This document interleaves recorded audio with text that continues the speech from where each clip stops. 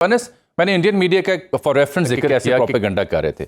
Australian media को भी discuss किया। जो ऑस्ट्रेलिया की प्राइम मिनिस्टर हैं या उनके जो इंटीरियर मिनिस्टर या उनका जो फॉरेन ऑफिस है, उसने इस इशू को बड़ा जिम्मेदारी से हैंडल किया। जब तक उनको उसकी तस्दीक नहीं हुई, उसके वेयर अबाउट्स या उसका नाम या ओरिजिनलिटी जो प्लेस ऑफ ओरिजिन है उसका जिक्र उन्होंने नहीं किया। On the contrary to Indian media, Australian media और इस वाक़े के ऊपर आपकी फाइंडिंग्स अभी तक क्या बनी है? कहाँ खड़ी है ऑस्ट्रेलियन सरकार इन कल्प्रिट्स को डिफाइन करने के मामले में? अनस, बहुत बहुत शुक्रिया जामी साहब for having me on the show. देखें, दो तीन चीजें हैं। एक तो पहले कि ऑस्ट्रेलियन मीडिया कितना जिम्मेदार रहा है इस पूरे मामले के ऊपर। ये ऑस्ट्रेलिया में होने वाला 11 साल बाद पहला गन अटैक है। इसके अलावा हमने ऑस्ट्रेलिया में दहशतगर्दी के वाक़यात हमने देखे हैं, लेकिन वो हेट क्राइम या स्टैबिंग इंसिडेंट से 11 साल बाद होने वाला ये पहला मेजर टेररिस्ट अटैक इसको कहा जा सकता है। तो उस तनाजुर में ऑस्ट्रेलिया की एक नई जनरेशन ऑफ रिपोर्टर्स हमने देखी है, और उसमें उन्होंने different social platform, social networking platforms को अपने साथ मिलाया और उनको उनके जरिए कोराबरेट किया। ये बात मैं आपको बड़े वसूख से बता सकता हूं कि ऑस्ट्रेलियन इमिग्रेशन अथॉरिटीज ने सोशल मीडिया लॉ जो अभी रिसेंटली इंट्रोड्यूस कराया, और सोशल मीडिया कंपनीज की हेल्प से ही ये बात उनको ट्रायंगुलेट करने में काफी ज्यादा मदद मिली कि ये जो बाप बेटे थे, जो इंडियन ओरिजिन के बाप बेटे थे, ये दबाव गए फिलीपाइंस में, जो कि दाइश का एक बड़ा स्ट्रॉन्ग होल्ड है। अब हम एक कोऑर्डिनेटेड सोशल मीडिया कैंपेन और coordinated fake news campaign Pakistan के खिलाफ हम देखते हुए आ रहे हैं, और पाकिस्तानी मीडिया इस मामले में काफी ज्यादा जिम्मेदार हमें नजर आता है। अब मैं आपको अगर इसकी 2-3 एग्जाम्पल साइड कर दूं तो आप देखें, कुलभूषण यादव की अरेस्ट 60 साल बाद किसी भी हॉस्टाइल टेरिटरी के अंदर किसी हॉस्टाइल मुल्क के सर्विंग कमांडर को अरेस्ट किया गया। उससे पहले 1956 में ऐसी अरेस्ट हुई थी, कर्नल रूडोल्फ एबल की, अमेरिका की जानिब से की गई थी। उस वक्त के सोवियत यूनियन के कर्नल थे। उसके बाद आप देखते हैं कतर में हालिया तौर पे 8 जो नेवल फॉर्मर इंडियन नेवी के लोग थे, पर्सनल थे, उनकी अरेस्ट थी।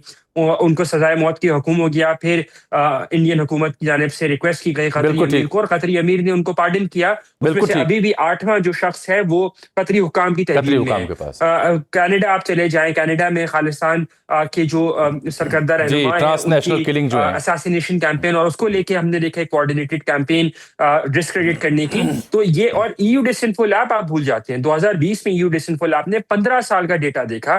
गोया 2005 से पाकिस्तान के खिलाफ एक कोऑर्डिनेटेड कैंपेन की जाती है सोशल मीडिया के ऊपर, इंडियन मीडिया के ऊपर, कि किसी ना किसी तरह एक नेगेटिव टोन के अंदर पाकिस्तान को पोर्ट्रे किया जाए। और इसी वजह से फैक्ट्स जो है वो मैटर करते हैं, और उन्हीं फैक्ट्स की बुनियाद के ऊपर इंडियन मीडिया फोर्स इन हुआ है कि वो अब तेलंगाना पुलिस का जो स्टेटमेंट है उसको अब कोट कर रहे हैं कि जी इंडीड वो अटैकर, उनका ताल्लुक हैदराबाद से था। लेकिन अब इंडियन मीडिया का एक नया नैरेटिव हम देखते हैं कि जी ये कहना जरूरी नहीं कि अटैकर का ताल्लुक कहाँ से था, तो इसका मतलब ये थोड़ी कि वो इंडियन है और हमारा कोई दहशतगर्दी से लेना देना है। तो क्या यही मेजर्स उनके रहते कि अगर यही अल्लाह ना करे या किसी और कोई जो होता खुदा न खास्ता टेररिस्ट इंसिडेंट्स का, उसका किसी और साउथ एशिया के मुल्क से अगर ये ताल्लुक उसका जुड़ता, हाल ही में हमने देखा कि डीसी शूटर के हवाले से, तो क्या उनके यही स्टैंडर्ड्स रहते?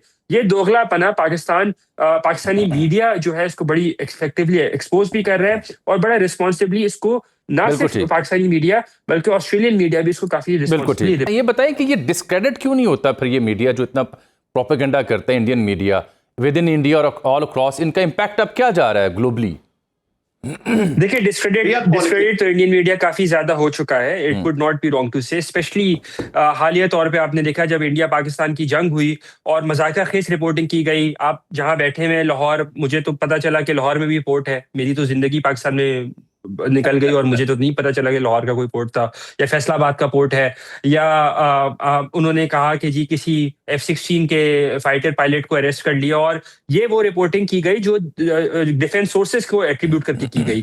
बरका दत्त जैसे जो रिस्पेक्टेबल सहाफी जिनको माना जाता था, वो आज तक उसके ऊपर अपोलोजाइज करने को तैयार नहीं है। तो डिस्क्रेडिट तो इंडियन मीडिया काफी ज्यादा हो गया है, और यही वजह है कि जो पाकिस्तान का भी ये बयानिया जो है ये ज्यादा इसलिए इफेक्टिवली लोग इसको बायन करते हैं बिकॉज पाकिस्तान के पास एक बयानिया नहीं है बेचने को, पाकिस्तान के पास फैक्ट्स हैं बेचने को। फैक्ट्स होते हैं, चाहे वो अच्छे लगे या बुरे लगे, और यही वजह है कि इस चीज को इंडियन मीडिया ग्रैपल नहीं कर सकता है और बिल्कुल ना वो कर पा रहा है। वहां पे कंट्रोल इतना ज्यादा है, एडिटोरियल कंट्रोल इतना ज्यादा है। आप हाल ही में देखें जो इंटरनेशनल मीडिया की रिपोर्टाज है, वो इंडियन मीडिया की क्रिटिक इसलिए इतनी करती है क्योंकि वो इतना ज्यादा डिस्क्रेडिट हो गया है कि उसके ऊपर कोई चीज मनूअन बात यकीन करने से बेहतर ही है कि उसको खुद इन्वेस्टिगेट किया जाए। और इन्वेस्टिगेट करने का एक शास्त्राना आज आपको नजर भी आ रहा है कि ऑस्ट्रेलियन मीडिया ने खुद अब ये रिपोर्ट कर दिया है कि जी वो फिलिपाइन गए थे और दोनों बाप बेटे जो हैं एक ऑस्ट्रेलियन नेशनल है और एक इंडियन निजाद है। बहुत शुक्रिया अनस साहब का, बहुत शुक्रिया आपका।